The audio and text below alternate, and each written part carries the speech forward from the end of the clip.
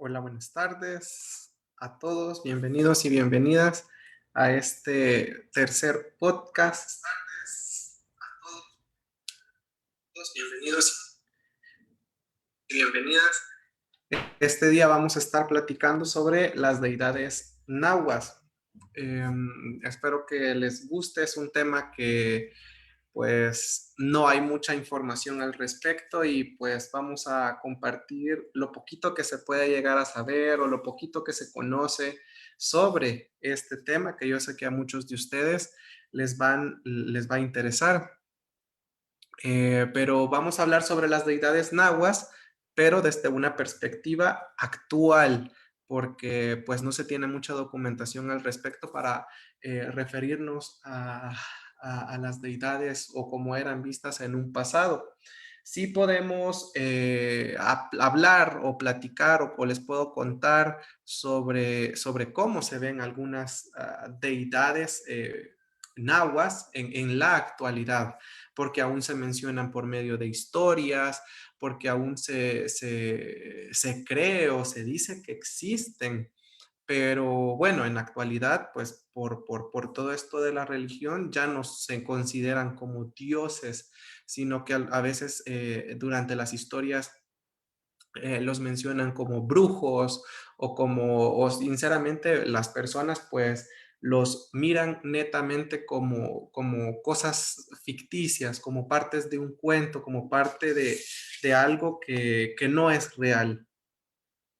Bien, para, para comenzar, vamos a platicar primero sobre los nahuas, que este es uno de los puntos muy importantes que a mí me gusta mucho discutir siempre en los cursos durante la clase con los estudiantes, y es hablar sobre el término nahuas. En diferentes partes del mundo, a todos los salvadoreños, o bueno, a la cultura más bien nahua del Salvador, se le conoce como pipil, y es un término con el que personalmente estoy bastante peleado y no me gusta utilizarlo, y por lo mismo enseño y comparto la información para que otras personas tampoco eh, continúen usando este término. Timumachtigan Náhuatl, que es este proyecto, pues es un espacio para aprender, pero también para desaprender. Y esto es muy importante, me gusta mucho decirlo. A veces hay que desaprender, porque a veces aprendemos cosas y creemos que sabemos bien esas cosas y resulta que no. El término pipil es un término, sinceramente, peyorativo, es un término que no tendríamos por qué estarlo usando. En la comunidad nadie se autoidentifica como pipil. El término pipil, si nosotros nos empapamos un poquito y descubrimos cuál es su significado, nosotros vamos a tener incluso hasta remordimiento del por qué estuvimos utilizándolo.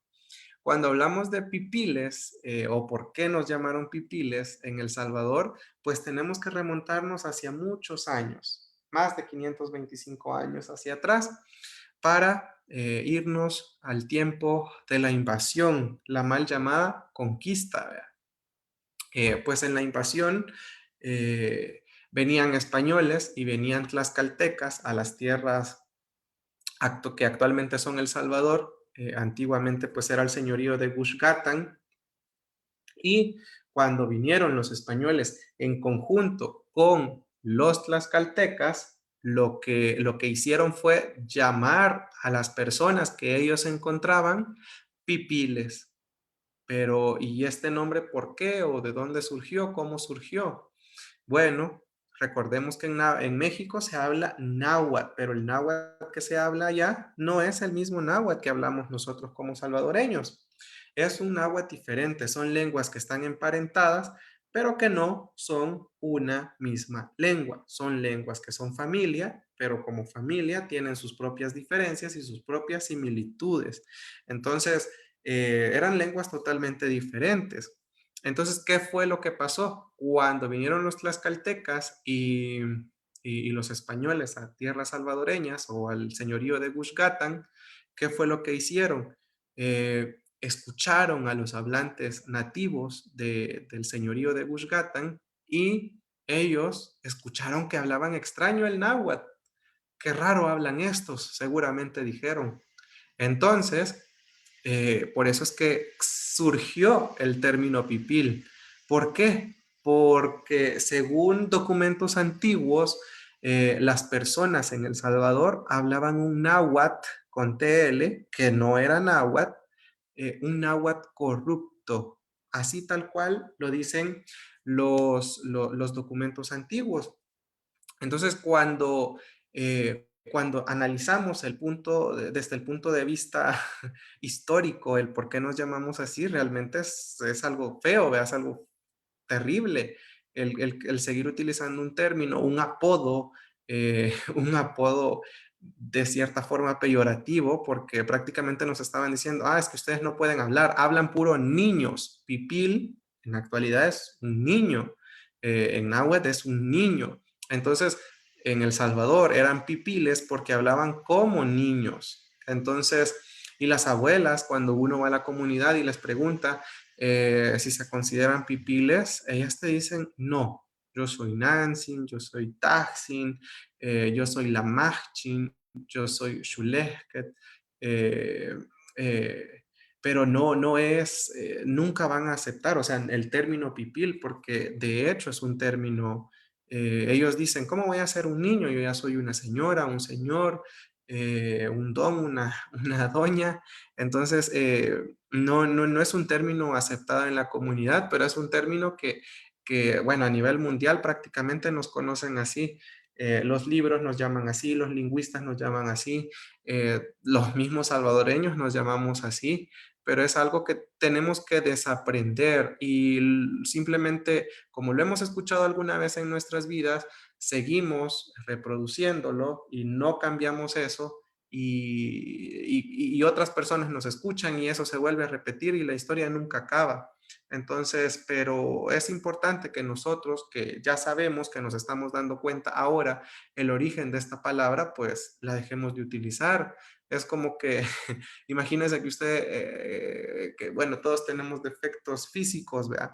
Pero imagínese que usted tenga orejas grandes y a usted en la escuela le decían el orejón, usted no va a ir años después, 10, 20 años, presentándose por el mundo como el orejón, ¿verdad? No, no va a poder hacerlo. No lo va a hacer porque usted no se llama así, usted tiene su propio nombre y la cultura en El Salvador es la cultura nahua. Eran nahuas. Entonces, ¿para qué llamarlos por otro nombre que además hemos visto que es un nombre peyorativo? ¿Vea? Hay que tener mucho cuidado con eso. Bueno, entonces vamos a seguir hablando hasta llegar hasta la actualidad sobre los nahuas durante la invasión. Esto es muy importante. Hay que recordar que, bueno, durante la invasión o la conquista, que conquista suena muy romántico, muy bonito, mejor digamos la invasión, que eso es lo que pasó. Em, fue durante la invasión, no fue conquista, durante la invasión, ¿qué fue lo que pasó? Trajeron varias cosas, a imponernos varias cosas, y el cristianismo fue una de esas cosas. El cristianismo fue impuesto, fue traído y fue impuesto.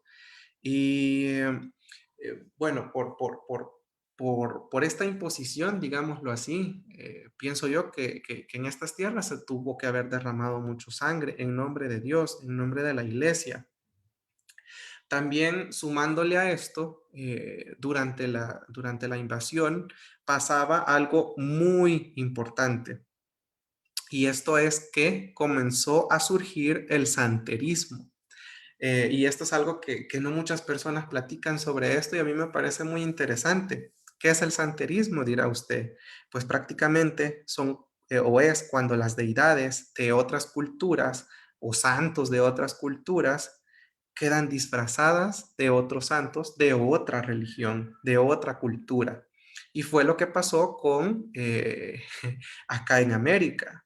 Hubo mucho santerismo, las deidades antiguas quedaron disfrazadas en santos cristianos. Y eso es muy interesante porque la gente dice, pero es que quizás no tenían santos o por qué no hay dioses en la actualidad o por qué no se habla de esos dioses. Lo que pasa es que fueron fueron sincretizándose. ¿Qué significa sincretizar? Pues es mezclarse culturalmente y religiosamente hablando dos culturas. Y pues la cultura que está dominando ahorita es el, la cultura española, la cultura cristiana, por decirlo así. Entonces, nos damos cuenta de que sí existieron y fue toda una transición hasta que desaparecieron, ¿verdad? Y algo que les quiero compartir es que generalmente las iglesias cristianas siempre están en una zona céntrica, en el parque, incluso habían muchas ceibas o árboles que significaban o que eran importantes para las comunidades indígenas, esto es muy importante. ¿Y por qué es que las iglesias están construidas ahí? Bueno, porque generalmente estas iglesias fueron construidas sobre lugares santos o importantes para las comunidades indígenas. ¿Y por qué se hacía esto? ¿Por qué se construía sobre estos templos o sobre estos lugares sagrados? Bueno, se hacía así para atraer a los indígenas, para terminar de convertirlos. Entonces, para llamar su atención, es decir, la mayoría, el pensamiento español, ¿no? La mayoría de indígenas viene a este lugar a adorar a su Dios, a adorar a su santo, a adorar a su deidad, pues construyamos un templo acá. Entonces va a venir y pues de alguna manera vamos a hacer que él se vuelva cristiano. Entonces, de esta manera, fue como fueron disfrazándose las deidades cristianas, las deidades indígenas de la cultura náhuatl y se fueron pasando o convirtiéndose de forma disfrazada en santos o sí, pues sí, en santos cristianos. Un ejemplo clarísimo de esto es lo que ocurrió en la iglesia de Panchimalco. Hace unos años, por si ustedes no saben o pueden buscar mucho más información sobre esto, hace muchos años en Panchimalco, en la iglesia de Panchimalco, mientras estaban realizando unas remodelaciones en la iglesia, encontraron varias figuras. eh, en las paredes de la iglesia, porque esa es otra cosa muy importante que hay que mencionar, y es que estas iglesias coloniales, estas iglesias antiguas, pues fueron construidos por indígenas que eran prácticamente que explotados o maltratados para que ellos construyeran estos templos. Y como la construcción estaba a cargo de ellos y sabían que ellos iban a ser obligados a ir a estos templos nuevos, pues ellos buscaron la manera en cómo ocultar de la vista de los españoles o de las personas que estaban a cargo en aquella época sus deidades. Entonces, ¿qué es lo que hacían? Las enterraban dentro de sus paredes, dentro de sus pisos. Y acordémonos sumándole a esto que estaban construidos sobre templos o sobre lugares sagrados o sobre lugares importantes. Entonces, mucho más así, las personas o las comunidades indígenas visitaban estos templos. ¿Por qué? Porque entre sus paredes estaban sus deidades, estaban aquellos seres superiores a quienes ellos se dirigían. Entonces, fueron muy inteligentes nuestros abuelos y abuelas. Entonces, es como, es cierto, nos van a obligar a ir, pero nosotros vamos a ir, pero no vamos a adorar a tu Dios, no vamos a adorar a tu santo. Vamos a ir, pero dentro de las paredes de esta iglesia o dentro de las paredes de este templo, vamos a tener todavía a nuestros señores, porque no habían dioses o no tenían un título de Dios, ¿verdad? Eran señores. Entonces vamos a tener a nuestros señores ahí. Y más que estaban sobre templos, sobre los templos o los lugares importantes para ellos, entonces fueron muy inteligentes y sobre eso no se habla mucho. Pero, pero bueno, con el paso del tiempo, pues la religión o el cristianismo fue introduciéndose más y más y más en nuestras mentes hasta que en la actualidad, pues estamos programados para ir, para visitar y pues ya con nuestro pensamiento totalmente españolizado, ¿verdad? No tenemos idea o recuerdos de estas cosas porque estamos hablando de hace muchísimos años atrás. Bien, eh, vamos a ver. Vamos a hablar ahora sobre los nahuas en la actualidad. También antes de seguir, quiero decirles que acá tengo, si ustedes tienen preguntas sobre lo que se está hablando, ustedes pueden mandarlas acá en los comentarios y con mucho gusto se les va a dar respuestas a todos a todas esas interrogantes que ustedes puedan llegar a tener, ¿verdad? Bien, continuando, vamos a hablar ahora sobre los nahuas en la actualidad. Eh, en la actualidad, sinceramente, cuando queremos hablar sobre deidades o sobre seres míticos, en la actualidad, pues prácticamente ya no existen y como lo mencionaba al principio, ¿verdad? No, ya no se ven o ya no se les llaman señores, deidades o seres superiores o seres supremos, ya no. Ahora han pasado a convertirse en brujos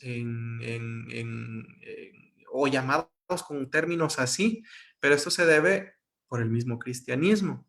La mayoría de personas de la comunidad ahora son de alguna congregación cristiana y pues hoy, más de 525 años, podemos decir que la iglesia cumplió su meta y cumplió su objetivo, porque en las comunidades indígenas acabaron con todos los conocimientos milenarios en nombre de Dios. Y esto, pues, a algunos les puede disgustar, a otros les puede incomodar, pero recordemos que el cristianismo fue algo traído, ¿verdad? No, nosotros teníamos nuestro propio pensamiento, eh, nuestra propia manera de ver la vida, es parte de la cosmovisión de todos los pueblos. Entonces, por eso es que suena ahora nos sentimos heridos, nos sentimos ofendidos al escuchar estas cosas, pero bueno, estamos haciéndolo culturalmente hablando, sin, para que nadie se ofenda. Bien, hasta la fecha, a las abuelas se les oye decir cosas muy interesantes, como cuando hablan de cosas pasadas o sobre cosas de religión o cosas culturales antiguas, se les oye decir como, eso era ignorancia, eso es pecado o eso era pecado. Es que antes no sabían la verdad.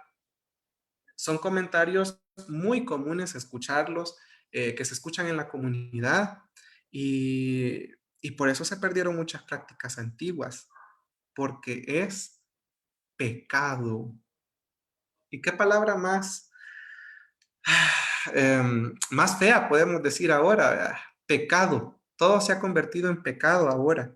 Los curanderos no pueden curar con sus conocimientos milenarios porque es pecado.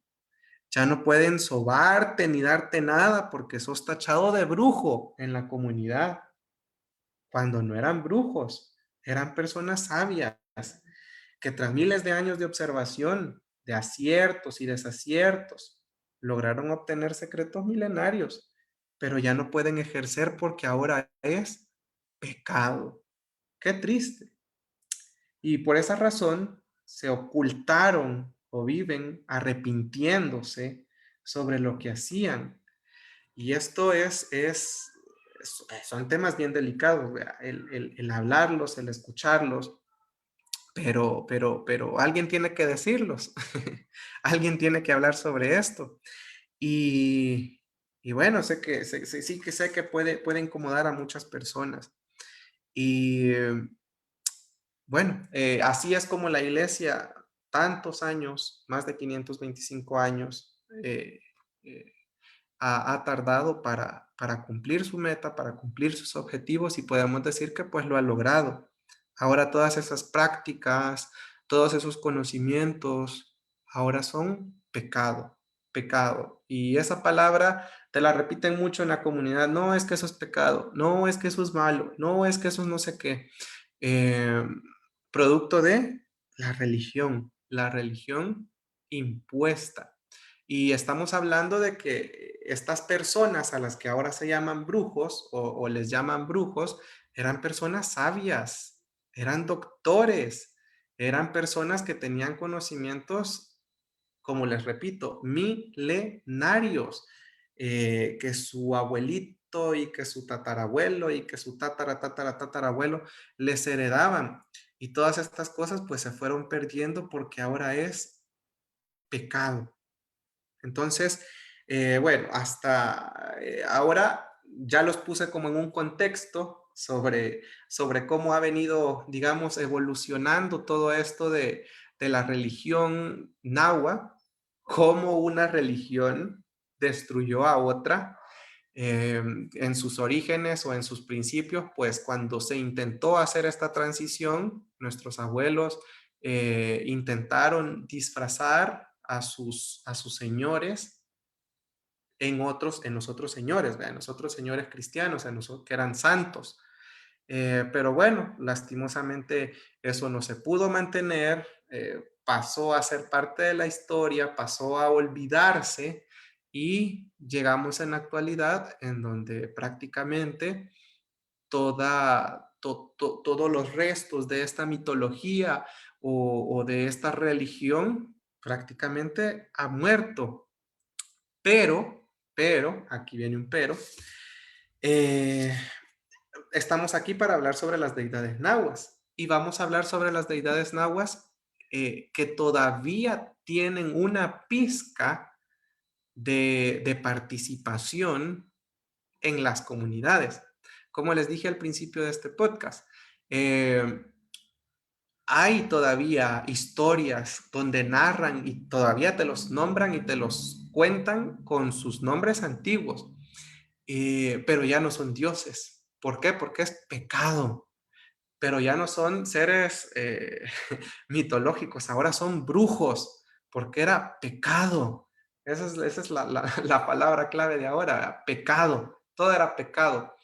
Entonces, vamos a hablar sobre las deidades nahuas que todavía se mencionan en la comunidad o que se escuchan en la comunidad, pero que pues ahora son brujos o son tachados de personajes míticos, ficticios, por todo este proceso que se ha vivido en la iglesia. Bien, les recuerdo que pueden dejar sus preguntas, cualquier pregunta que ustedes puedan tener. Vamos a tener un espacio de preguntas y respuestas eh, para poder solucionar todas las dudas que ustedes puedan ir teniendo. Bien, vamos a hablar entonces sobre las deidades nahuas en la actualidad.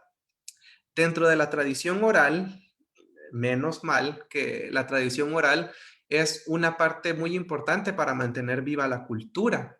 Recordemos que, bueno, el náhuatl, la cultura náhuatl, bueno, todas las culturas en general están basadas prácticamente en tradición oral, lo que mis abuelitos me cuentan y yo le cuento a mis hijos.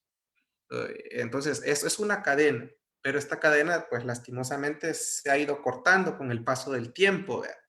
Entonces, los últimos vestigios, los últimos poquitos que nos quedan sobre la tradición oral antigua, nos hablan sobre unas deidades y unos seres mitológicos. Sobre las deidades que podemos encontrar todavía información o al menos escucharlos en la comunidad, solo son 4. Bueno, al menos yo solo con esos me he topado. Puede ser que existan más, pero falta investigar más, ¿verdad? Pero como es un tema delicado, es un tema de pecado, platicar sobre eso, eh, falta de verdad hacer una investigación pues más seria, más profunda sobre este tema. Bien, sobre los personajes que se platican es, por ejemplo, Xipetztutegu, que todos seguramente lo han escuchado como Xipetotec, Xipetotec. Sobre Taluk, que seguramente todos lo han escuchado como Tlaloc, porque de chiquitos, bueno, yo sí recuerdo eso, había en El Salvador un programa de televisión, el famoso Cipitío, que el Cipitío era el nieto del abuelito Tlaloc. Entonces ahí se hizo muy popular el nombre de esta deidad. En náhuatl salvadoreño aparece documentado como Taluk, Taluk, ese sería su nombre en náhuatl salvadoreño, igual que como en el caso anterior, vea, en náhuatl mexicano Xipetotec, para nosotros Xipetztutegu o Xipetutegu. Y tenemos también a Nanahuatzin, que de Nanahuatzin creo yo que es de las deidades que más información se tiene sobre, y sobre Hegat, que no hablan de él así específicamente, sobre una historia, sobre él como personaje principal, pero hay muchas expresiones en donde le otorgan vida o en donde lo ven como un ser y es justo como se miraba antes. Y hay seres mitológicos como por ejemplo la Guyangúatl y los Tepehuas. De todos ellos vamos a hablar el día de hoy porque eh, son los que se encuentran, digamos, dentro de la comunidad. Vamos a platicar sobre Xipetutegu o Xipetotec, Xipetote, como le dicen en México, Xipetztutegu, que es, bueno, vamos viendo uno por uno mejor. Cuando hablamos de Xipetutegu o Xipetztutegu, que es el señor desollado, dicen algunos, tenemos que hablar por obligación sobre el Día de la Cruz. Y ustedes dirán, pero ¿qué tiene que ver una actividad cristiana con una deidad náhuatl? Bueno, volvemos a repetir. Eh, la religión siempre ha aprovechado estos espacios que ya existían, como por ejemplo los sitios sagrados, para construir sobre ellos, para que los indígenas regresaran a ese lugar. Bueno, también ocupaban algunas celebraciones que se desarrollaban desde antes de la venida de los españoles. El Día de la Cruz era una de esas festividades. El Día de la Cruz era una actividad que ahora pues prácticamente se ha vuelto un sincretismo religioso. ¿Y qué es un sincretismo religioso? Pues es una mezcla entre una actividad indígena, en este caso náhuatl, y una actividad cristiana. Entonces se unió y ahí es donde queda una actividad sincrética, ¿verdad? Entonces, pero ¿qué tiene que ver entonces el Día de la Cruz con Xipetutegu? Fácil. Bueno, esta actividad siempre se desarrollaba en los primeros días de mayo. Ahora se celebra el 3 de mayo. ¿Verdad? ¿Y para qué se hacía o qué se hacía ese día? Bueno, en ese día se celebraba Neachtuat. ¿Y qué es Neachtuat? Neachtuat era la primera lluvia. La primera lluvia. Neachtu. La achtu primera, at agua. La primera agua. Porque justamente en esos días comienza el invierno. Entonces, ¿qué pasa cuando comienza el invierno? Aquí es donde vienen y se unen dos señores. ¿Y quiénes eran esos señores? Voy a ocupar señores para no ocupar la palabra Dios, porque Dios, pues, es un término cristiano, es un término que no pertenecía a nuestra cultura. En náhuatl, las deidades eran llamados señores, señores. Entonces, aparecen dos señores y estos señores eran Taluc o el famoso Tlaloc, como lo van a conocer la mayoría, y Xipetutegu o Xipetote, como lo conoce la mayoría. Entonces, estos dos señores estaban muy presentes en esta celebración. ¿Y por qué se hacía así? Bueno, porque era el día de la primera agua. Primera agua. Eh, ¿Y qué significaba eso? El inicio de las lluvias, el inicio del invierno. Es decir, que Taluk iba a tener trabajo, el señor de las lluvias, el señor de las aguas, Taluk. ¿Y quién iba a colaborar con Taluk? El señor Xipetutelu, el señor pelado, el señor desollado. ¿Y qué quiere decir eso? ¿Qué hacía él? Bueno, Xipetutegu lo que hacía o de lo que se encargaba era de regenerar en sí la naturaleza. ¿Pero con ayuda de quién? De Taluk, del agua, de la lluvia. ¿Cierto o no que cuando comienza a llover, justamente en mayo, si la tierra estaba seca, si los árboles estaban secos, si el zacate estaba seco, todo comienza a reverdecer? Entonces era una actividad que ya se celebraba con miles de años atrás, antes de la llegada de los españoles. ¿Verdad? Entonces, esta actividad consistía prácticamente en ofrendar frutos. ¿Para qué? Para que mi cosecha, la que yo iba a sembrar o lo que yo iba a sembrar, eh, de verdad yo pudiera cosecharla sin ningún problema para poder obtener estos frutos después. ¿Por qué? O sea, ¿para qué ofrendaba esto? Para que todo lo que yo sembrara pues se pudiera dar y no hubiese problema, para que no faltara el agua. Es decir, que estaba muy involucrado Taluk en esto, para el señor del agua y también para el señor desollado, para Xipetutegu, porque él también se encarga de regenerar todo. Así como la naturaleza se regenera a partir del 3 de mayo o a partir de los primeros días de mayo, porque comienza a llover, eh, así se regeneraba Xipetotec. De hecho, este Xipetotec o Xipetutegu es siempre representado por tener la piel de otras personas encima de él. ¿Por qué? Porque era alguien, era un señor, era una deidad eh, pues que se vestía con las pieles de otras personas. Y pues él se estaba regenerando, regenerando y regenerando. Entonces, acá podemos ver algo muy interesante. Acá a un lado tenemos a Xipetztutegu o al famoso Xipetotec. Estoy mencionando los dos nombres porque seguramente con alguno lo conocen mejor. Y tenemos a un lado el palo de giote, el palo de giote. Miremos la figura de cómo era representado Xipetotec o Xipetztutegu y luego miremos el palo de giote o Necuahuit y Xinyu, como se le llama en náhuatl. Y ustedes me dirán, ¿será que se parecen? ¿Será coincidencia? Y ahora, ¿por qué estoy enseñando o por qué les estoy diciendo y les estoy hablando sobre el palo de giote? Bueno, les estoy hablando sobre esto. ¿Por qué? Porque la cruz que se ocupa es de palo de giote. Entonces aquí ya podemos ver que algo sospechoso pasaba acá. Esta actividad se aprovechó. Ah, dijo la iglesia cristiana. Qué qué buena oportunidad para hacer nuestra esta actividad.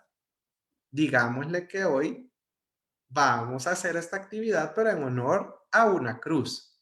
Entonces, las comunidades indígenas, como no podían negarse, ¿qué es lo que hacían?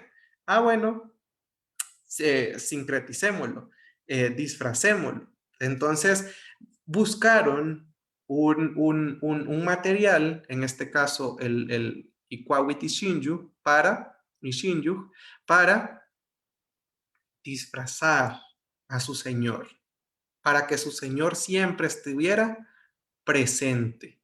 Entonces, se armaba la cruz de palo de giote y mientras la iglesia pensaba que ya les había quitado esa actividad o que era pecado, por cierto, que ya les había quitado esa celebración pagana, esa celebración del diablo, esa celebración que era pecado, lo que realmente estaba pasando con nuestras comunidades indígenas era que siempre lo seguían haciendo en honor a Xipetztutegu y pues en honor a Taluk.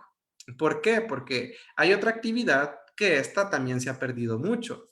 Para el 3 de mayo en las comunidades indígenas, bueno, en la capital o en cualquier otra parte del país, además de poner la cruz, se le pone frutas y ya, ¿verdad? No se hace nada más o se ora alrededor, pero en las comunidades indígenas realizan otro ritual y este es bañar a la cruz. Los abuelos cuentan de que la cruz del palo de Giote se bañaba y se hacía vigilia incluso todo ese día. Todo ese día. Entonces se le bañaba, se le echaba agua a la cruz y se le ponía su fruta. ¿Por qué? Para que Xipetotec o Xipetztutegu pudiera regenerarse. Y esa agua también lo hacían para llamar el agua de Taluc, para que Tlaloc se acordara de ellos y como ese día o en esos días tenía que empezar la lluvia, tenía que mandar la lluvia. Y misteriosamente o casualmente, siempre ese día llovía. Y bueno, antes, generalmente el día de la lluvia o el día que empezaba la lluvia, pues siempre andaban por los mismos días. Entonces, justamente caía la primera lluvia con esta actividad que se hacía con el baño de la cruz, con la cruz de Giote, con las ofrendas de frutas para estos señores. Entonces, fue una actividad sincrética. Ahí participaba Xipetztutegu y el señor Taluc, que es el señor de las aguas, el señor de las lluvias, y entre los dos, pues, aceptaban la ofrenda y comenzaba la regeneración por medio de la lluvia. Comenzaba todo a reverdecer, comenzaba todo a dar frutos, comenzaba todo a nacer y a crecer de nuevo. Entonces, esta actividad se disfrazó, esta actividad eh, pues prácticamente hasta nuestros días ahora nadie se recuerda de eso. Ahora sabemos que es una actividad 100% cristiana, una actividad 100% que está nada más ligada con la cruz, pero son cositas que se nos han ido olvidando, son cosas que se nos han ido o que se han ido perdiendo, pero realmente esta actividad era mucho más antigua y tenía un significado más profundo para nuestros pueblos indígenas. Y es algo que ahora que nosotros lo sabemos, pues ya no lo vamos a ver de la misma manera, ¿vea? Ya no lo podemos ver de la misma manera. Así que, bueno, esto es con respecto a el Día de la Cruz, con respecto a Xipetztutegu y con respecto a Taluc. Les recuerdo que si tienen preguntas pueden irlas dejando y se les van a ir contestando cuando aparezcan, si tienen preguntas.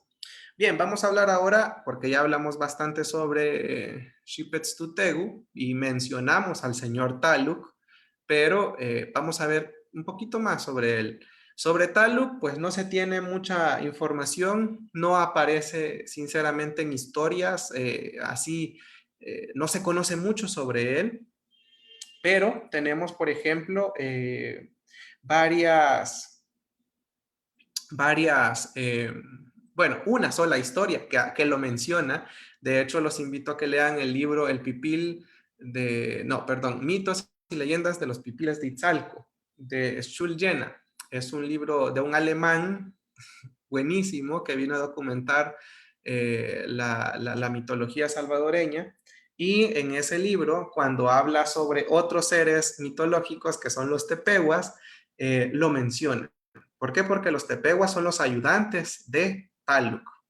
Ya vamos a hablar sobre los tepehuas y ya vamos a hablar sobre otro ayudante que tiene por ahí este señor, pero en estas historias solo se menciona el nombre de Taluc. Y ahora, bueno, por las historias, pues sabemos que es el señor de las aguas, era el señor de las aguas, y pues es el que se encarga de hacer llover, ¿verdad? Básicamente. Bien. Hay algo muy interesante que, como les digo, no hay mucha información sobre él físicamente o cómo era, qué hacía. Solo sabemos que era el encargado de hacer llover. Así es lo que dicen las historias que documentó este alemán en ese libro. Y sabemos que sí existieron estas historias porque de los tepehuas sí habla todavía la comunidad, pero ya no hablan de Taluc. A Taluc sí lo han olvidado completamente. No le suena el nombre, ya no, ya se ha olvidado por completo, pero sí se recuerdan de sus ayudantes. Entonces, ahí tenemos una pista de que si existieron sus ayudantes, pues tuvo que existir él también, ¿verdad? Bien, hablemos sobre algunas cosas muy interesantes en náhuatl. Por ejemplo, tenemos acá la palabra shikshini, que significa pringar, cuando está lloviendo, pero en poca cantidad. Y alguna frase muy interesante que dicen las abuelas es, ante yagimaga weyat, maya shikshini. Y esto me parece muy interesante. ¿Por qué? Porque ahí dice, hoy ya no da mucha agua, solo pringa, solo llueve poco. Entonces, ¿quién da? La pregunta acá es ¿quién da? Porque aquí cuando decimos guimaga, estamos diciendo él o ella da. ¿Quién es él o ella? Ahí es donde comienza la pregunta. ¿Por qué no simplemente dice cae agua? ¿O por qué no dice llueve como una palabra en el español que no tiene otro significado más profundo? Sino que nos está diciendo, hoy ya no da mucha agua. ¿Quién es el, quién es el que da el agua? Taluk. Y son expresiones que usted las puede encontrar en náhuatl. Entonces, cuando usted empieza a estudiar náhuatl y a aprender, usted se da cuenta de que en efecto ahí alguien está dando el agua. ¿Y quién es ese alguien? Taluk. Taluk. Aunque se haya olvidado de él, o se hayan olvidado del nombre de él, nos hayamos olvidado del nombre de él, en nuestra forma de hablar no lo hemos olvidado. Ahí está Taluk, en ese marcador de objeto. El marcador de objeto es ese gimaga, weyat. Da. ¿Quién da? Muy interesante esto. Otro ejemplo. Cuando hablamos de lluvia, por ejemplo, en este fenómeno que ocurre en el cielo, que es cuando llueve con sol, en español, la gente dice, está pariendo la venada. En náhuatl es algo similar. En náhuatl no está pariendo la venada. En náhuatl, una mictilla nemasat, que significa se está casando el venado. Se está casando el venado o la venada. Bueno, ¿qué tiene que ver esto? Dirá usted. Es por la frase que dicen cuando esto ocurre. En la comunidad se dice, cuando está lloviendo con sol, dicen, anta chiane tunan, wangimaga at, angamuna mictía nemasat. Y eso significaría, hoy el sol, hoy alumbra el sol, hoy alumbra el sol, alumbra el sol. Y gimaga at, volvemos a escuchar, gimaga at, y da agua. ¿Quién da agua? Taluk, Taluk. No, es que en náhuatl El Salvador ya no existen las deidades. ¿Quién da el agua? ¿Quién da el agua? ¿Quién la da? Taluk. Luego dice, anga munamitia nemasa. Quizás está cazando el venado. Entonces podemos ver, literalmente así nadie te va a decir, ah, sí es que hay un señor del agua. No, hoy pues por la religión sabemos o las abuelas te dicen, Dios te manda el agua. Dios hace todo, ¿verdad? Ahora por la religión.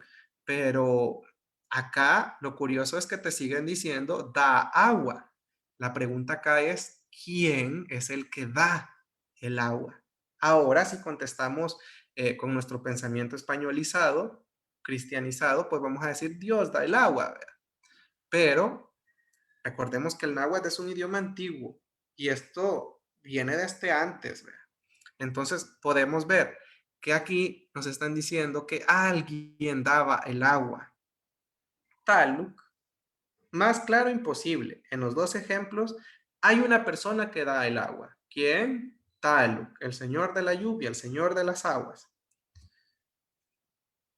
Otro ejemplo, el último para entender entre líneas lo que pasa con Taluk.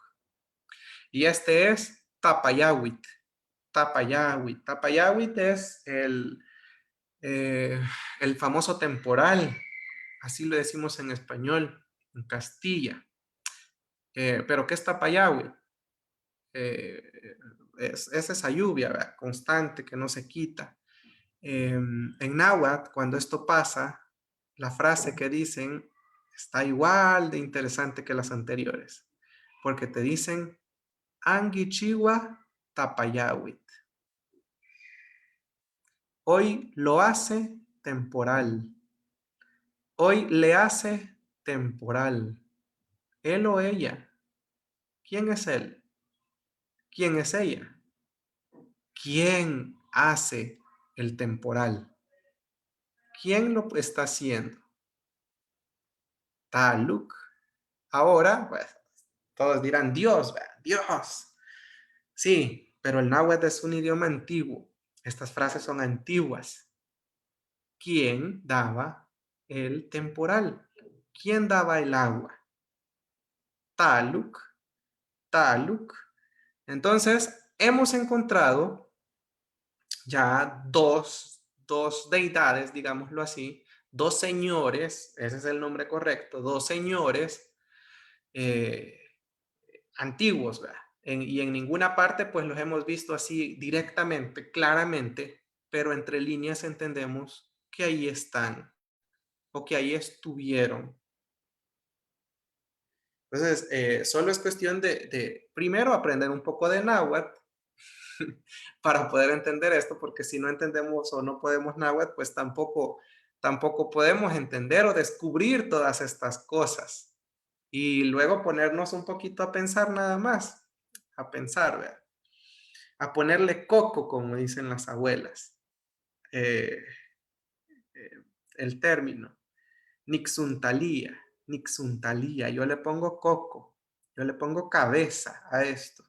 Entonces tenemos todos, ¿verdad?, que ponerle un poquito de cabeza a esto. Bien, entonces vimos que prácticamente tenemos de forma sincrética a Xipetztutegu y también teníamos a Taluk, perdón, a Taluk, y también dentro de las frases que aún se usan en la comunidad, pues tenemos a Taluk también.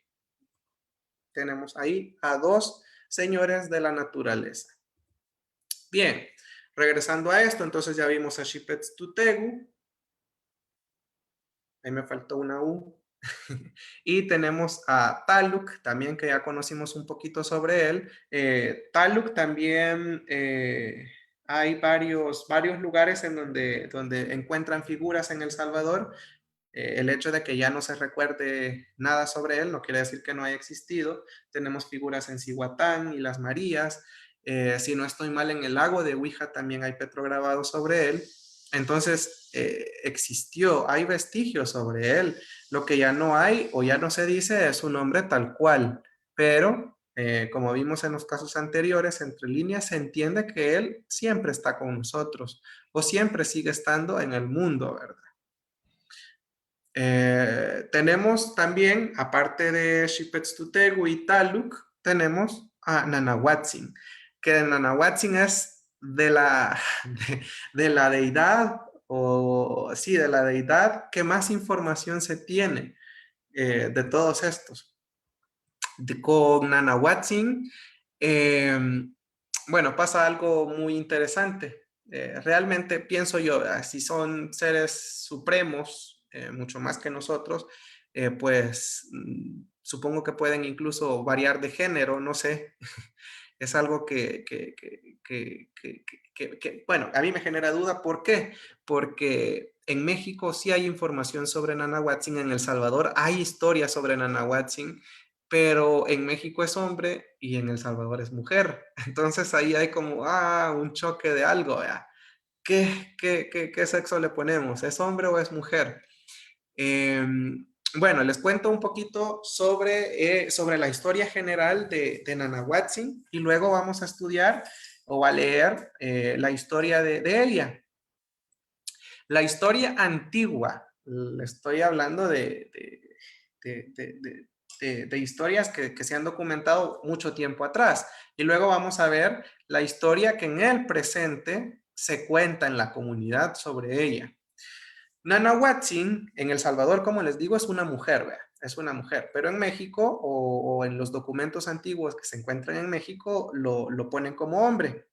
Nanahuatzin es un dios, una deidad, un ser superior, muy antiguo, y él, en la historia antigua, él era una persona muy enferma. Digo él porque estoy contando la historia mexicana, luego vamos a contar la historia salvadoreña. En este caso va a ser mujer, pero en la historia mexicana es hombre. Entonces él estaba muy enfermo. Nanahuatzin sería esta primera figura. Si se fijan, tiene incluso su ojo afuera, se ve que es una persona, incluso se ve como arrodillada, se ve, generalmente las deidades, si ustedes buscan, o los señores, generalmente cuando ustedes lo buscan, siempre están de pie y tienen eh, muchos elementos en su vestimenta y vemos a Nanahuatzin en este caso tirada en el suelo, está postrada. Entonces vemos que en ese caso que era una persona enferma, pues estaba muy enferma, dice la historia original, la historia mexicana, no original, la historia mexicana, dejémoslo así, porque para nosotros también es nuestra historia original para los nahuas del Salvador, pero en otra versión. Entonces, estaba muy enfermo y en ese tiempo lo que se estaba haciendo o lo que se estaba, estaban reunidos, digamos, los señores, entendamos señores como seres supremos, ¿verdad? Seres superiores. Entonces, y estaban viendo cómo se iba a hacer el sol, cómo se iba a hacer la luna, cómo estaban en el proceso de la creación. Entonces, necesitaban primero que hubiese un sol. Y entonces, ¿qué es lo que tenían que hacer? Bueno, alguien se tenía que sacrificar de ellos y tenía que lanzarse a un fuego y ahí iba a arder y luego se iba a elevar al cielo. Ninguno de los señores que estaba reunido ahí quiso hacerlo. Le dijeron a uno, le dijeron a otro, nadie quiso hacerlo. Al final, Nanahuatzin se ofrece. De todas formas, él estaba muy mal, estaba muy enfermo, seguramente.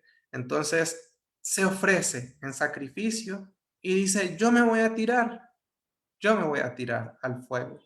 Y por eso Nanahuatzin es una de las historias como que, o sea, te dicen, es una persona enferma, una persona entregada, y se lanza al fuego. Tirándose ella al fuego, y luego ella asciende al cielo, él asciende al cielo, perdón, y pues se convierte en el sol que ahora todos conocemos. Luego se crea la luna y bueno, siguen otros personajes que al menos en El Salvador pues no se hablan sobre ellos. Entonces, Nanahuatzin está ya como sol y esa es la historia mexicana, digámoslo así, de ella.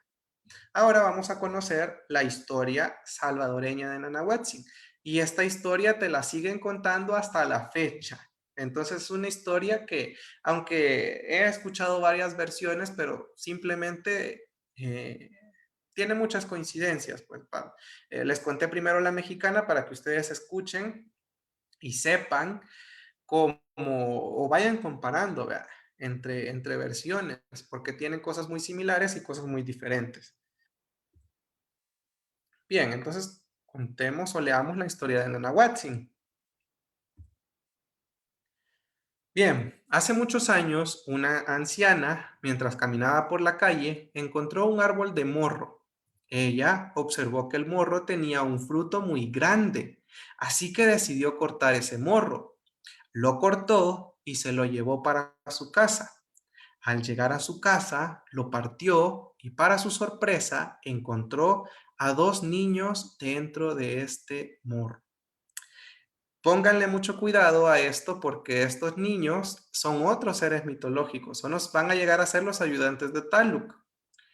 Ella, muy sorprendida, se quedó con los niños y los vio crecer.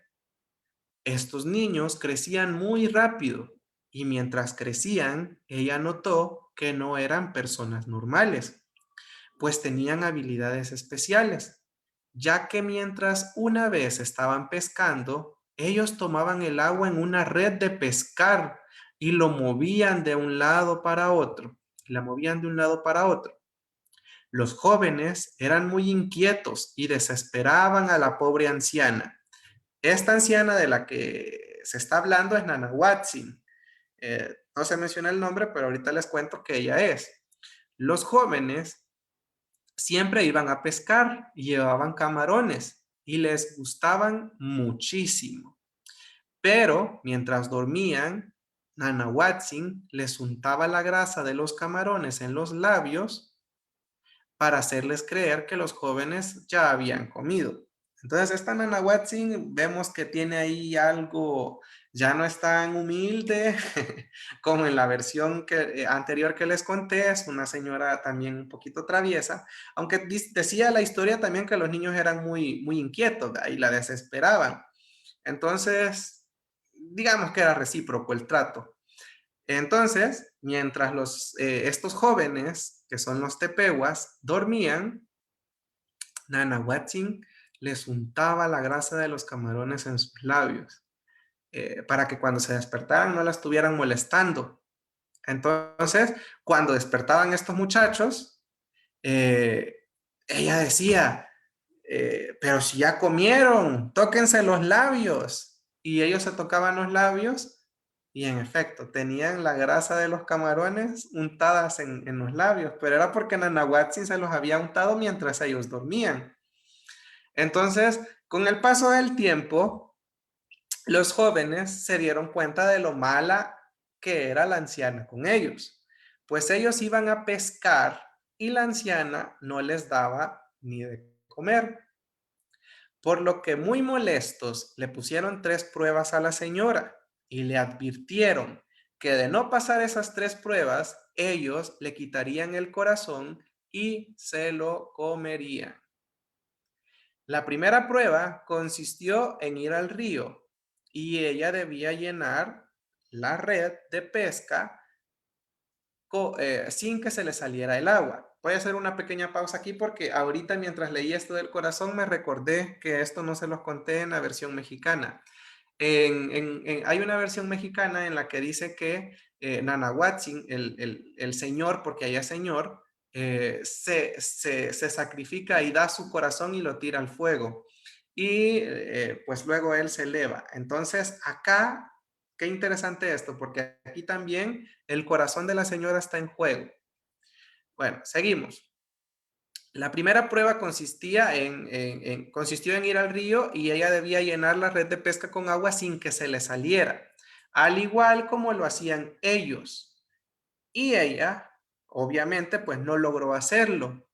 Entonces, esa era su primera prueba y su primera prueba reprobada, ¿verdad? Porque no pudo controlar el agua. Esto también es bien interesante. Vamos a ir platicando sobre esto. Vamos a hacer una pausa acá.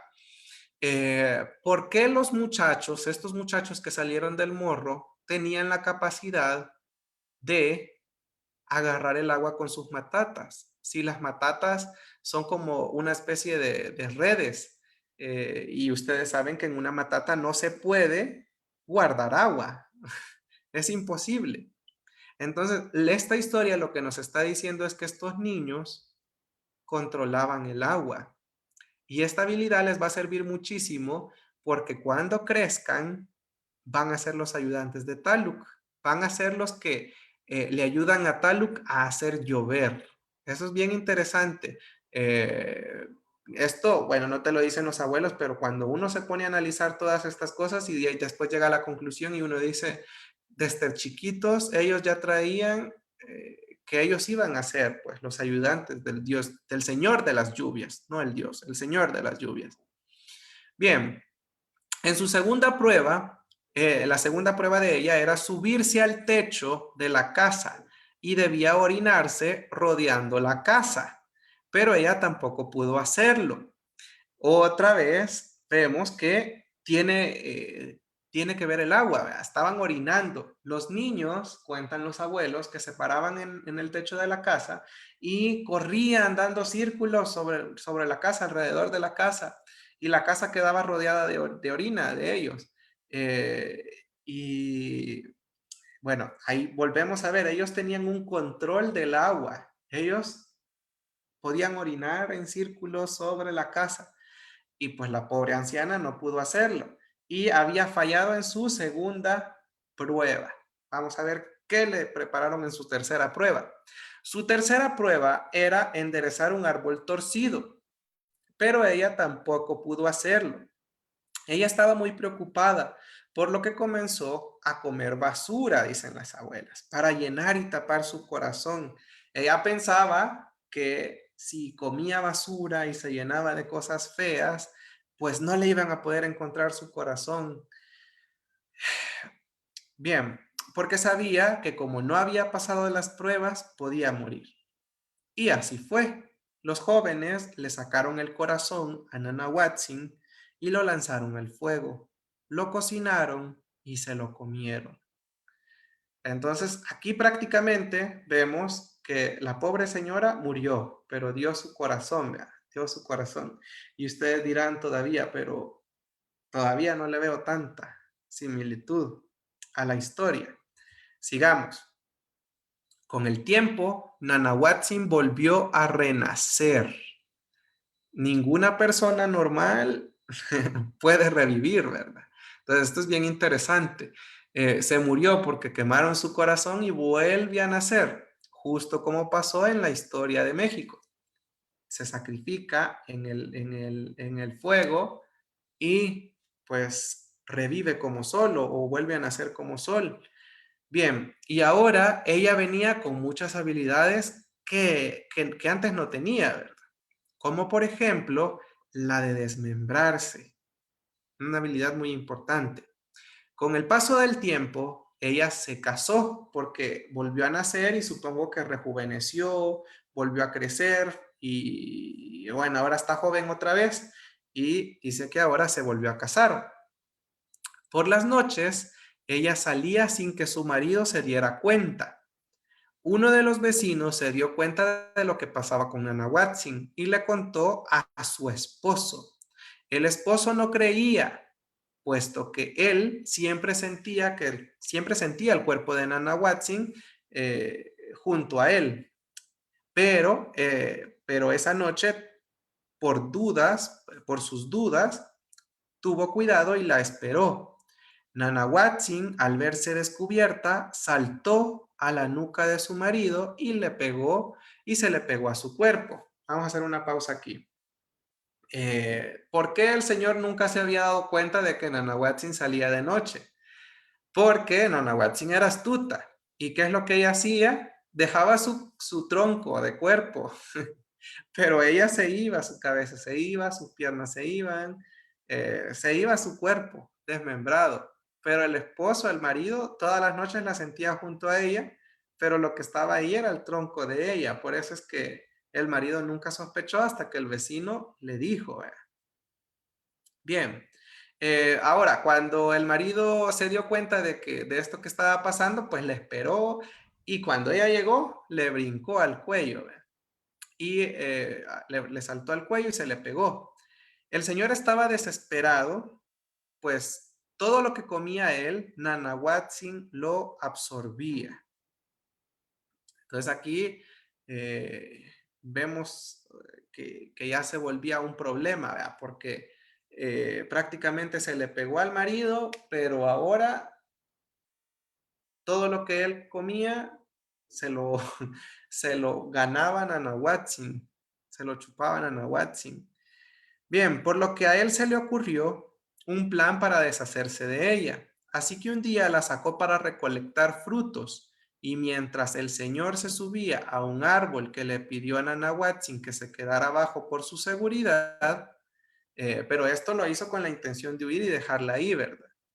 De pronto pasó un venado corriendo y Nana Watson saltó a la espalda del venado y el venado, al sentir la cabeza de la mujer, corrió más rápido y se estrelló en un espinal y ahí murió nuevamente.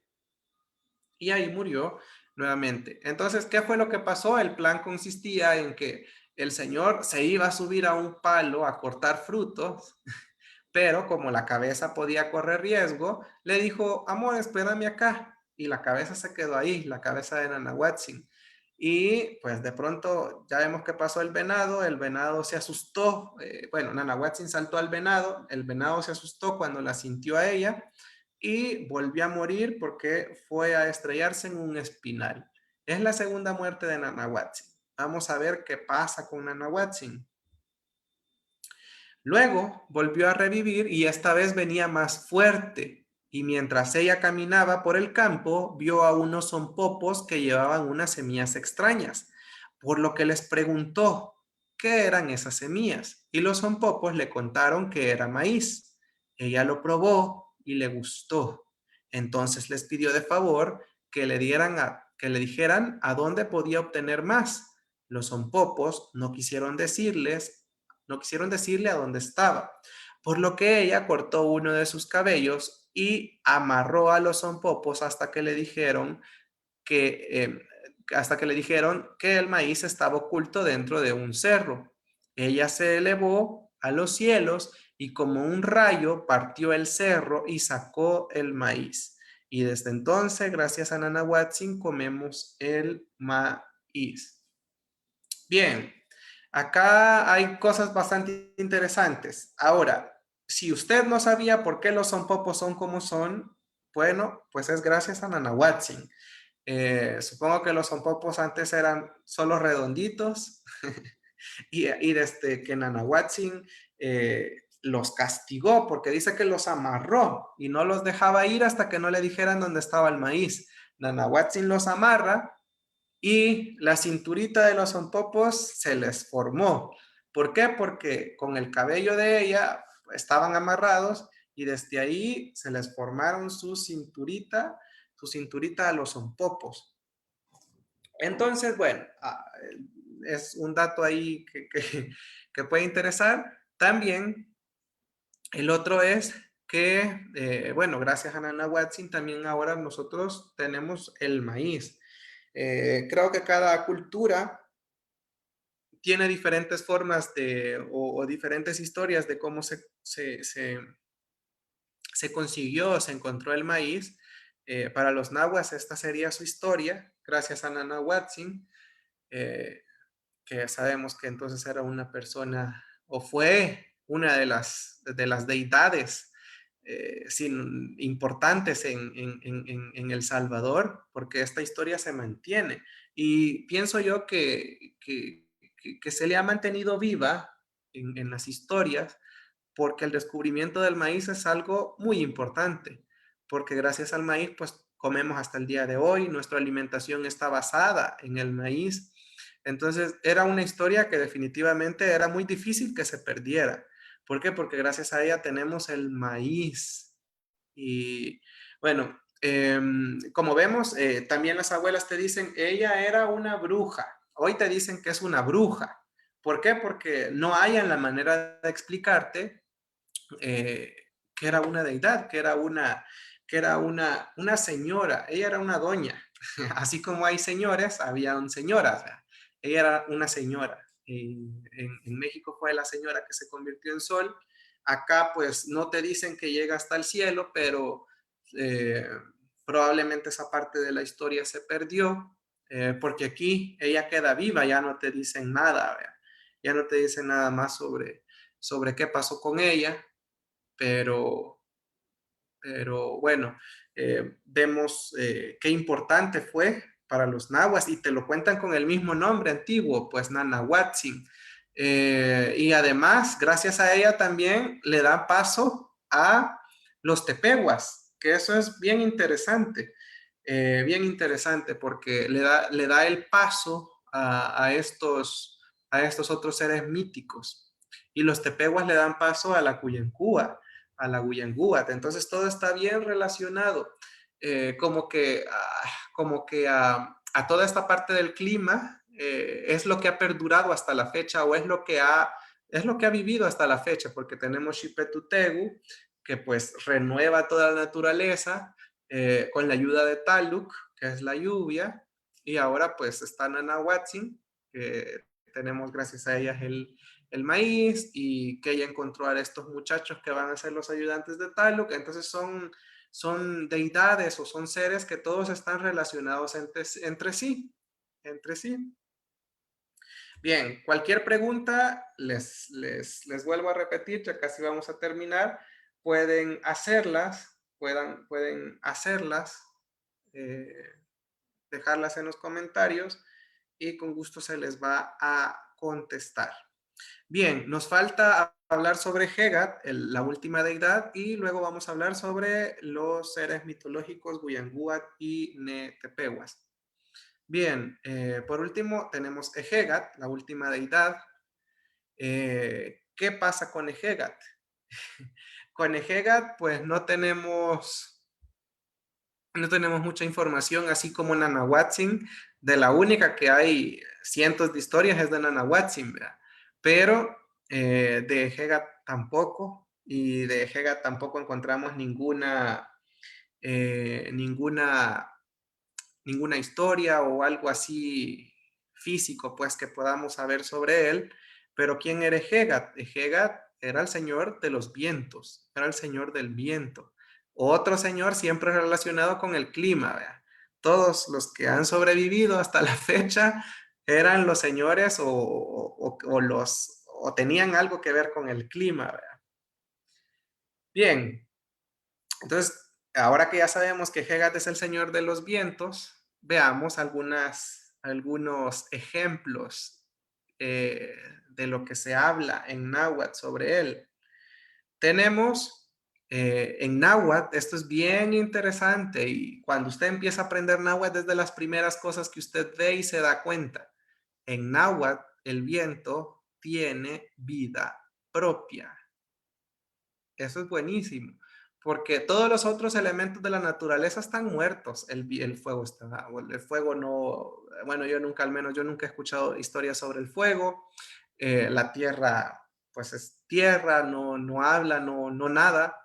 Pero el agua, de hecho, también el agua, bueno, en el mar sí está vivo, pero por ejemplo, cuando cae del cielo, ya hemos visto que quien lo manda es Talum, él es el que la da. Pero con Ehegat siempre hablan sobre él como si fuera una persona, como si se estuvieran refiriendo a usted o a mí. Es una de las cosas que a mí me llamó muchísimo la atención, porque Ehegat, por ejemplo, cuando está haciendo viento o cuando empieza a hacer viento, usted va a escuchar frases como Pewa Witzne Hegat, que sería comienza a venir el viento. Aquí, para los que estudian náhuatl o saben náhuatl, ustedes se dan cuenta que witz es el verbo venir, venir, y está conjugado en la tercera persona del singular. Entonces ahí nos está diciendo él o ella viene. ¿Y quién viene? El viento. Pewawitz nejega. En náhuatl, el viento no lo sopla nadie. En español nosotros decimos, ay, está soplando el viento comenzó a soplar, o el viento, bueno, en español nosotros le atribuimos a algo más, ¿verdad? A algo más el viento. Bueno, en la actualidad hoy decimos Dios mandó el viento, ¿no? Pero en náhuatl nadie manda el viento. En náhuatl el viento es un ser independiente. Entonces, desde ahí comenzamos a ver algo extraño y comenzamos a ver que no es algo normal, porque ¿cómo es que el viento viene? O sea que aquí te está diciendo que el viento tiene conciencia, comienza a venir. Es decir, que el viento decide a dónde va, como usted y como yo, que se programa, ¿vea? Ah, mañana voy a ir a San Salvador, pasado voy a ir a San Miguel, pasado voy a ir a Morazán. El viento se está programando. El viento tiene conciencia, el viento tiene inteligencia y te dice, ah, le puso el ojo a San Salvador, mañana voy para allá o ya me voy para allá. Entonces él va y llega a ese lugar. Nadie lo manda, nadie lo manda. Entonces ahí podemos ver, podemos entender algo raro está pasando. ¿Cómo es que el viento se manda solo? Veamos otro ejemplo. También tenemos Nejegat muy agualú, aguantescu. Ahí es que el viento se hace él solito, círculos, se hace igual y sube. Eso es cuando cuando tenemos un remolino. Generalmente las abuelas te dirían como Shigita, Nejegat muy agualú, aguantascu, guantescu sería aquí. Entonces, podemos ver que él solito se hace igual. El mu en náhuatl es un reflexivo y es cuando alguien hace una acción para sí mismo. Entonces nos podemos dar cuenta que él se está haciendo algo a sí mismo. Y si fuera un elemento sin vida, y si fuera un elemento sin importancia, muerto, ¿cómo podría hacerse algo él? Entonces nos están diciendo que él tiene vida propia, tiene vida propia. Bueno, en esta semana creo también estuvimos hablando con Nancy Sixta y nos contó o nos mencionaba que sus abuelitos le decían que el viento estaba vivo y por cómo se expresan sobre el viento, siempre se ha sabido eso. El viento es un ser vivo, como usted, como yo. Y algo muy interesante también, en esta semana platicábamos que el viento tiene ijiu. La semana pasada estuvimos hablando sobre el túnel y el ijiu. El viento tiene ijiu, el viento tiene aliento, el viento tiene alma, el viento tiene olor de él, o sea, olor personal.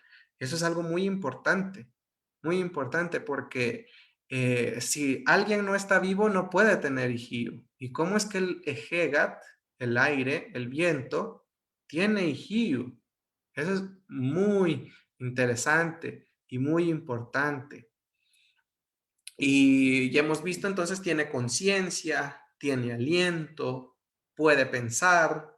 Estamos hablando de una persona y esa persona era Hegat, el señor de los vientos, el señor de los vientos, que aunque no se conoce su nombre o ya no se recuerda, siempre ha estado presente en el habla, siempre ha estado presente en el náhuatl. Entonces siempre ha estado ahí, pero nosotros como no sabemos náhuatl lo hemos estado ignorando, lo hemos estado pasando por alto por no saber náhuatl. Pero él siempre ha estado ahí. El Señor del viento nunca se ha ido. Entonces, recapitulando, tenemos Xipetztutegu, tenemos a Taluk, tenemos a Nanahuatzin, tenemos a Ejegat. Esos serían las deidades que prácticamente viven o están presentes hasta la fecha. De alguna forma u otra sin que se les llame, ¿verdad? Señores o deidades, pero de que están presentes y están vivos todavía. Bien, entonces hemos visto, tenemos ya platicamos sobre los primeros cuatro, el Señor de la Regeneración, el Señor de las Aguas, Nanahuatzin, que pues que en la historia mexicana se vuelve el sol, en la historia salvadoreña no se sabe qué pasa con Nanahuatzin, probablemente la historia continuaba y se perdió y probablemente llegue a ser parte o llegue a ser el sol porque si encontró el maíz y hizo otras cosas interesantes, pues supongo que su historia no pudo haber terminado ahí, debió haber continuado, pero hasta ahí se conoce en la actualidad. Y de Hegat, pues lo entendemos y lo conocemos, sabemos que está vivo, porque en náhuatl todas las expresiones uno tiene que referirse al viento como que si es una persona. Bien, ahora vamos a hablar entonces sobre unos seres mitológicos. Los únicos seres mitológicos, les recuerdo que ustedes pueden dejar sus preguntas, ya casi vamos a terminar, solo nos quedan estos dos últimos y pasamos a responder sus preguntas si es que las tuvieran. Bien, sobre los seres mitológicos, No hay tanta información, pero vamos a compartir lo que hay. Tenemos entonces, vamos a platicar primero sobre Neguyangúatl y los tepehuas, que ya los mencioné en la historia de Nanahuatzin, pero vamos a hablar más a profundidad sobre ellos. Bien, eh, ¿quién es Neguyangúatl y quiénes son los tepehuas? Los tepehuas conocimos sus orígenes en el Morro, ¿vea? Ellos salieron del Morro, Nanahuatzin los crió, ellos mataron a Nanahuatzin en su primera vida y bueno, ya sabemos toda la historia, todo lo demás que pasó. Entonces, de los tepehuas en la historia de Nanahuatzin se perdieron, ya no aparecieron. Algo interesante, bueno, hablemos de los tepehuas mejor primero y después nos pasamos a Neguyangúatl. Los tepehuas, entonces, recordémonos que eran chiquitos, quedaron pequeños, con Nanahuatzin se comieron el corazón de ella y ahí desaparecieron en esa historia. Ahora, años después, ya de adultos, vuelven a aparecer en la comunidad. En la comunidad, los tepehuas tienen su propia historia, solo que ya no se llaman tepehuas. Los tepehuas es el nombre con el que lo documentó eh, Schulgen. En el libro ese que les comenté, Mitos y Leyendas de los Pipiletizalco, que les recomiendo que lo lean, porque es lo mejor, bueno, lo único que tenemos en mitología de náhuatl.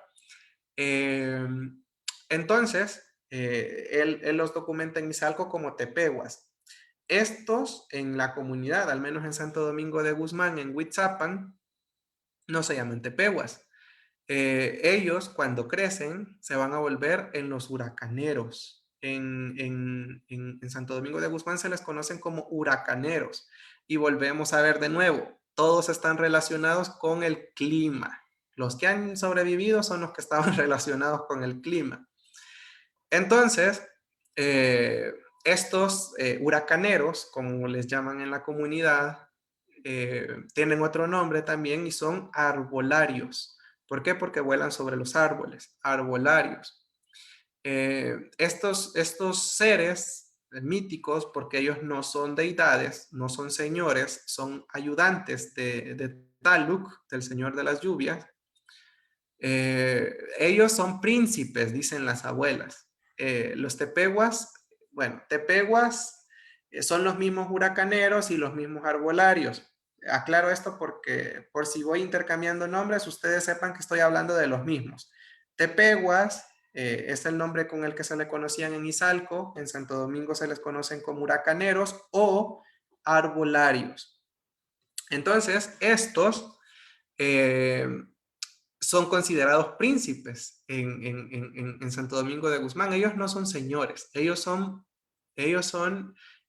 pilcín, es pilcín, un príncipe, alguien noble. Un pilcín es un muchacho, es alguien noble, es alguien, bueno, en náhuatl no dejamos de ser niños o niñas o hasta que se casan, hasta que pierden su nobleza, hasta que pierden su inocencia, hasta que se casan o tienen hijos. Entonces, estos señores siempre son príncipes y princesas. Es bien interesante porque bueno, en el libro de los mitos y leyendas de los pipiletizalcos solo aparecen, me parece que son 3. En Santo Domingo de Guzmán son muchísimos. No solo es uno. Y supongo que realmente tuvieron que haber sido más porque pues Taluk, para que hiciera llover, necesitaba varios ayudantes, ¿verdad? No solo 1, 2 o 3. Entonces, ¿quiénes son estos señores? Estos señores hacen fuertes vientos y anuncian la llegada de las lluvias. De hecho, para los que están tomando clases con nosotros, cuando Nancy Sixta, a veces en la noche hemos tenido problemas porque va a empezar a llover o está lloviendo y dice, es que los huracaneros no nos dejan o los arbolarios no nos dejan.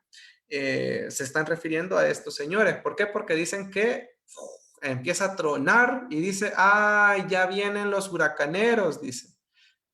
A veces, antes de empezar las clases, ella nos dice, ahorita está bonito todo y no sé qué. Y a veces dice, a ver cómo nos va, porque ya escuché a los huracaneros, porque ya escuché a los arbolarios. Entonces, significa o entiendo sin que me lo diga de que ha estado tronando o está haciendo viento de tormenta. Eso se entiende rapidito cuando nos lo cuenta así. Entonces, estas personas hacen huracanes, como su nombre lo dice, hacen tormentas muy fuertes y tienen una característica muy particular y es que truenan muchísimo. Cuando vuelan, dicen las abuelas, cuando vuelan, el cielo truena. Entonces, probablemente podemos también decir que ellos eh, si son los ayudantes de Talo, pues se necesitaba obviamente alguien que hiciera truenos, ¿verdad? Ahí lo tenemos. Estos niños, estos príncipes, estos muchachos nobles, eh, entonces son los que le ayudan a Taluk a hacer llover.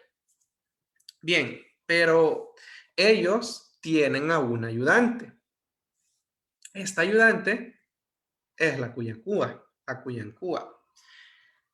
Antes de pasarme a la Cuyancúa, tal vez les puedo compartir un poquito más sobre los huracaneros y les quiero contar que ellos, los huracaneros, son personas, ¿qué otras características poseen? Ellos pueden cambiar de forma, ellos pueden convertirse en lo que ellos quieran. Ellos pueden convertirse en un perro, en un pájaro, en una hormiga, en lo que usted quiera. Y ellos, Nancy Sixta siempre nos lo ha contado y otras abuelas también lo cuentan, tienen a un señor, pero nadie sabe el nombre de ese señor. ¿Quién es ese señor? De nombre perdido. Su jefe Taluk. Es solo de ir enlazando las cosas para uno darse cuenta de que todo está relacionado. Nunca se acuerdan del nombre de Taluk, no saben quién es. ¿Quién es ese señor? El príncipe, el rey, dicen ellos. El rey de los huracaneros. Nadie sabe qué es. Solo saben y lo ubican los abuelos en Chiltiupán. En Chiltiupán está el mero mero de ellos, te dicen. Y que todos se reúnen allá, se van volando y que por ahí se oye el nacimiento de los truenos, entonces de por allá viene. Entonces son cosas bien interesantes, ellos cambian de forma, ellos las muchachas son muy tremendas, eso es muy bonito contárselos. Las muchachas vuelan sobre las milpas y ellas son las tremendas, ellas son las que arruinan las milpas. A veces uno dice, por ejemplo, es que el viento me arruinó la milpa o lo que yo tenía sembrado. No era el viento, en náhuatl son las princesas, son las huracaneras, son las arbolarias. Dicen las abuelas que estas son muchachas prácticamente normales, pero ellas pues vuelan, hacen el sonido del trueno y ellas bajan a las milpas, las traviesas. Y ellas como tienen un gran pelo, dicen largo que les arrastra hasta por el suelo, ellas vuelan o caminan sobre las milpas y ellas solitas, por andar de traviesas, se enredan en la milpa y después cuando se quieren ir, pues sus pelos, sus cabellos están enredados en la milpa y ellos son los que terminan arruinando las milpas y los sembradíos por el viento. Entonces, el viento más su pelo, ellos son las que terminan arruinándolo todo. Y ellas se van. Ellas son las traviesas. Ellas para eso están, para hacer travesuras. Entonces se van y bueno, eh, era otro dato interesante porque hay hombres y mujeres, no solo son hombres.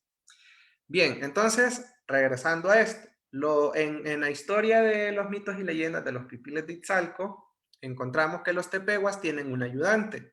Este ayudante es Nehuyanguat. Nehuyanguat o la famosa Cuyancúa, como le dicen en español en Castilla, es un animal que es mitad cerdo y mitad culebra. Guyan viene de Guyamet, cerdo, y Guat, que significa culebra.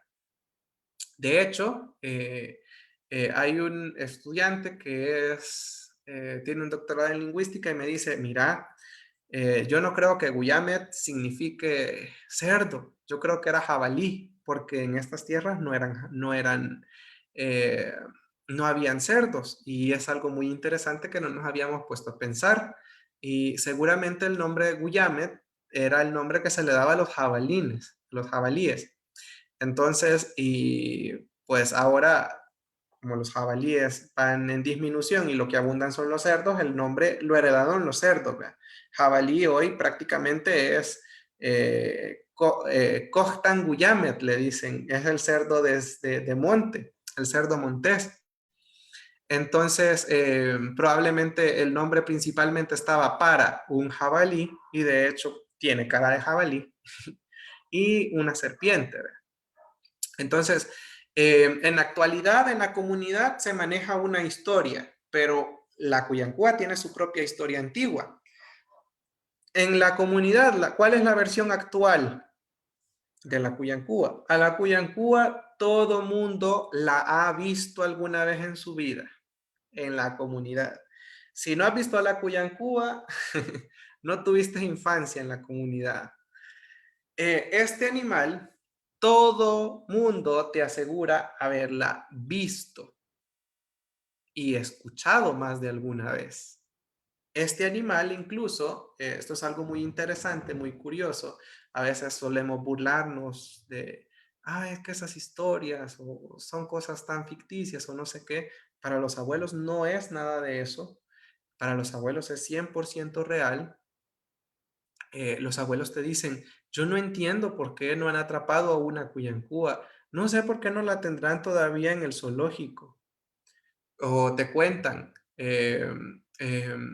cuando pasan tormentas muy fuertes, había una cuyancúa muerta, la corriente se la trajo, porque Santo Domingo de Guzmán pues tiene muchos ríos y mucha agua, entonces es muy normal, entonces dicen el encontrar a las cuyancúas muertas en el agua. Y por ejemplo, Nancy Sixta, que es la asesora que tenemos, que nos está apoyando en la clase, atrás de la casa de ella hay un río. Y ella dice que ahí atrás de su casa, ella nunca, le decían que nunca fuera sola al río, porque ahí estaban y todos aseguran haberlos visto. Eh, lo que te dicen es que a veces canta y cuando canta significa que va a llover fuerte. Eso es lo que se sabe de ella en la actualidad. Ahora, ¿cuál era su función antigua o su historia antigua? Su historia antigua era o es, primero, pues ser la ayudante de los tepehuas. Era la ayudante de los tepehuas, los huracaneros o los arbolarios, como ustedes le quieran llamar. ¿Y qué es lo que hacía? Tenía dos trabajos, uno aquí en la tierra y otro en el cielo o en el lugar donde se formaba la lluvia. No sé si es el cielo, no sé dónde será. Otra realidad. Entonces, el trabajo que ella tenía aquí en la tierra con nosotros era que con su canto oscurece las nubes. Cuando usted mire que el cielo se está oscureciendo es porque la Cuyancúa está cantando. La Cuyancúa está cantando y con su canto forma las nubes oscuras. En la actualidad, pues no está muy alejado de lo que decía la historia real, ¿vea? En la actualidad te dicen que cuando canta va a llover mucho, pero realmente la Cuyancúa, digamos, si canta ahorita, ella va a oscurecer el cielo, va a formar las nubes de tormenta y ya. Ella no puede hacer llover, ella no tiene el poder de hacer llover, ella solo puede hacer que se oscurezca el cielo, que se formen las nubes de tormentas. Y luego ella va al cielo y allá están los tepehuas. Los tepehuas, ellos sí pueden intentar hacer llover. Entonces, ellos pueden hacer llover, querer hacer llover, digamos, tal vez incluso pueden hacer pringar, hacer que caigan algunas gotas de agua, pero sin el permiso de Taluk no puede llover. Luego entonces seguramente ellos le preguntan, Taluk, ¿podemos hacer llover? O Taluk, suelta el agua, como veíamos los ejemplos anteriores, y hace caer el agua, da el agua. ¿Quién daba el agua? pues Taluc, ¿vea? Entonces él termina dando el agua y es un equipo de tres, muy completo, tiene mucha lógica, el trabajo que realizan en equipo. Y bueno, ese es el primer trabajo de la Cuyancúa. ¿Cuál es el segundo trabajo de ella? El segundo trabajo es que ella le han dado un tesoro para cuidar. Ese tesoro se dice que es un gran jade. Realmente puede ser cualquier cosa valiosa porque recordemos que antes el jade era lo importante. Él no valía el oro, no valía nada. Lo que era importante era el jade. Con el jade se decoraban, con el jade se decoraban incluso físicamente, se adornaban, se embellecían. Entonces, el jade era lo importante, vendría a ser como el equivalente al oro en la actualidad, ¿verdad? Entonces, es un gran jade, es un gran tesoro lo que la Cuyancúa cuida. Y ¿cuál es la misión? Según los tepehuas, es que a la Cuyancúa se le dio también un huacal de morro grandísimo para que tapara este tesoro grande, que no sabemos a dónde está, pero creo que se puede encontrar. ¿Por qué? Porque además de darle ese huacal para tapar ese tesoro, los tepehuas le dieron una piedra y con esa piedra ella hace fuego y ella, la Cuyancúa, puede apagar o encender el fuego para que no encuentren ese tesoro, para que nadie se lo robe. Además, le dieron otra orden a ella y le dijeron que nunca tenía que voltearse el huacal, siempre tenía que estar el huacal de morro boca abajo, porque si se volteaba, alguien podía llevarse el tesoro. Entonces, a veces la gente se pregunta, ay, pero yo no he visto a la Cuyancúa, o eso es mentira, o no sé qué. Ella está muy ocupada cuidando el jade, cuidando el tesoro y haciendo llover en algunas partes. Por eso es que no la hemos visto. Bien, entonces eso sería el, el podcast de hoy, lo que se tenía preparado. No sé si tienen preguntas. Vamos a pasar a la parte de preguntas y respuestas por si las hubieran. Eh, pueden hacer sus preguntas. Dice. A ver.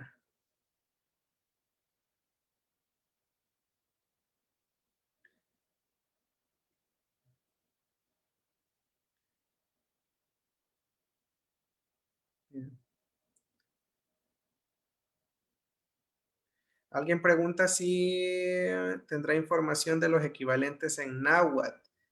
No, realmente no desconozco si, porque me mandó acá los nombres, Mictlantecutli, Huitzilopochtli, Quetzalcóatl y Umeteotl. No, realmente sobre mitología mexicana desconozco muchísimo, así que no sé si ellos serán sus equivalentes en México, no sabría decirles. Vamos a ver. Ajá, aquí Jorge también me dice, Tanamagastat es el antiguo Taluc. Taluc es el Octli de la tierra, el Octi es el pulque de Maguey. Sí, he oído que lo traducen como el néctar de la tierra también a Taluc. Eh, algo, bueno, algo tiene que ver con que el del agua, con él se formen los frutos y haya tal vez el néctar de la vida, es el néctar de, sí, de la vida, el agua en general. En Nicaragua se le conoce como Tamagastán, Tamagastat, dice. Bien, otro compañero dice, en la estela de Tazumal, en la corona también está Taluk. Sí, eso está bien interesante. Entonces en Tazumal también lo encontramos, o sea que existió, pero se ha olvidado el nombre, pero siempre aparece por ahí en algún lugar.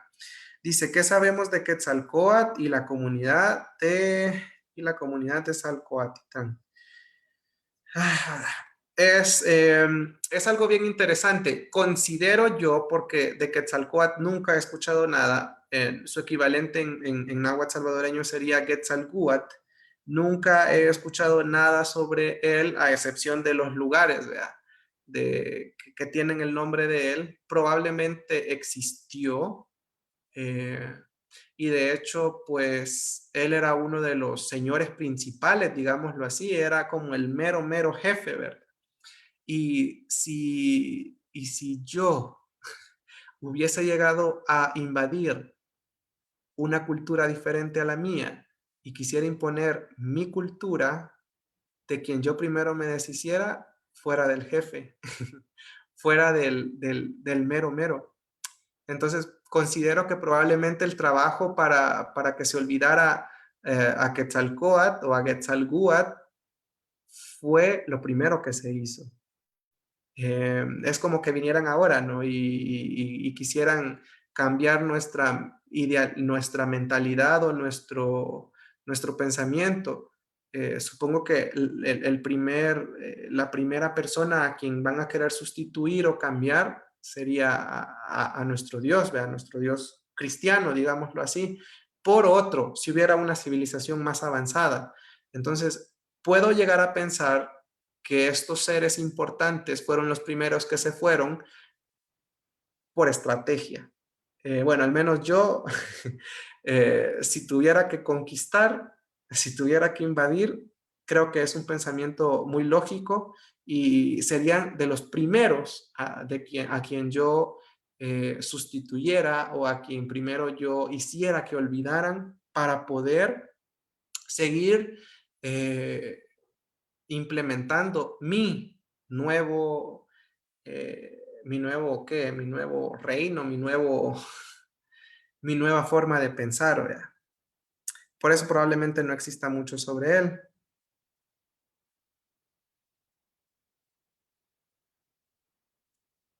Vamos a ver. Sí, con esta oración se comprueba el orden sintáctico de los elementos oracionales. Muy bien. A ver, ¿qué más?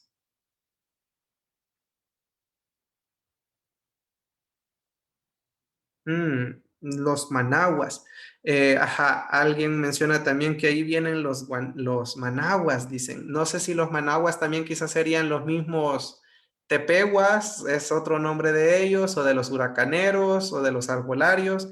Quizás en Izalco también se les llamen manahuas. Sí, los he escuchado alguna vez. Creo que tenían diferentes o tienen diferentes nombres.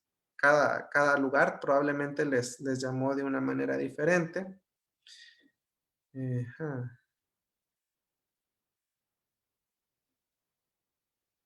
Ujú. Alguien pregunta, ¿en El Salvador se conoce la leyenda del Tlacuache como aquí en México? De eso no hablamos y está bien interesante. No se conoce la historia del Tlacuache. De hecho, en El Salvador no se le llama Tlacuache, en El Salvador se llama Tacuacín. Y lo interesante de esta historia es que en su nombre encontramos un reverencial. En náhuatl, todas las palabras que terminan en zin significa que yo le debo un respeto a esa persona, una reverencia. Por ejemplo, cuando yo digo Nansin, estoy diciendo que yo le debo a esa persona mi respeto como si fuera mi madre, como si fuera mi mamá. Yo le debo reverencia. Entonces, el tacuatzin en náhuatl, tacuatzin, es alguien también a quien yo le debo mucho respeto. La historia de él antigua, que en El Salvador nunca la he escuchado, nos cuenta que el tacuatzin fue el encargado de traernos el fuego a todos nosotros, a todos los humanos. El tacuacín subió a donde estaba el fuego y él nos trajo el fuego con su colita. Se quemó su cola y ahora como prueba, si ustedes no creen lo que hizo el tlacuache, basta con verle la cola y en su cola resulta que no hay pelos, ya no le crecen pelos. ¿Por qué? Porque se quemó por traernos el fuego a nosotros. Otra cosa muy interesante es que en esa historia, el Tacuacín, pues, habíamos hecho un pacto nosotros los humanos con él en que nosotros ya no lo íbamos a cazar y solo en el nombre nos hemos quedado. El Tacuatzin es un animal a quien yo le debo respeto, reverencia. Su nombre me está indicando que debo hacerlo pero sinceramente ya no sé, conoce o se sabe más sobre él. Bien, vamos a ver.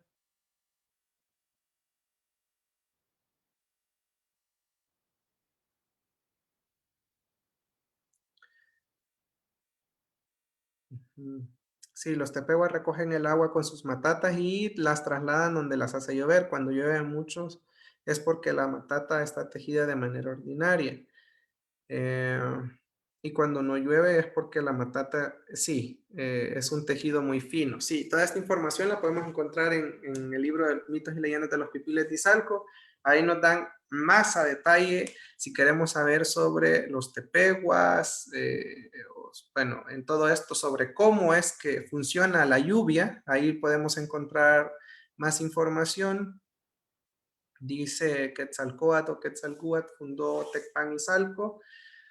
Pues ahí sí no sabría decir, responder a esta pregunta, pero lo que sí puedo decirles es que en la mayoría de países existe un TECPAN y el TECPAN de hecho se traduce como un palacio, digámoslo así, o como un lugar donde mandaban. Vendría a ser el equivalente ahora como de una casa presidencial. Entonces, donde hay TECPANes, donde hubo TECPAN o donde hay TECPAN, hubieron jefes, hubieron líderes, hubieron personas que mandaban y gobernaban en ese lugar. No sabía decirle si él lo fundó, eh, porque sí, existen en varios países. Otra deidad importante es el Estuteo de Nahuatl, leí por ahí que es como un creador. Sí, bueno, sinceramente, no, bueno, en El Salvador no sabría decir cuántos deidades o quién era el principal. Incluso en México he leído por ahí algunos libros en donde no todas las deidades eran como principales, como que cada pueblo o cada territorio tenía sus propios grupos. Supongo que en El Salvador pasó lo mismo. Debieron seguir a otras personas más que a otros señores. Entonces, pero no sabríamos, no sabría decir cuál fue, digamos, como el señor principal para los nahuas salvadoreños. Entonces, acerca, no, no, de Quetzalcóatl no, solo Quetzalcóatl, ¿verdad? Sería en náhuatl del Salvador, no se sabe sobre él, solo sé que hay lugares con el nombre de él, pero sinceramente ni se ha escuchado sobre él. Desconozco también si hay, digamos, como evidencia arqueológica sobre Quetzalcóatl en El Salvador. Supongo que sí, porque era una de las deidades o de los señores más importantes en todo Mesoamérica. Bueno, esas eran las preguntas del día de hoy. Espero que les haya gustado el tema de ahora y pues nos vemos la próxima semana. Suxul Payush, Miagua.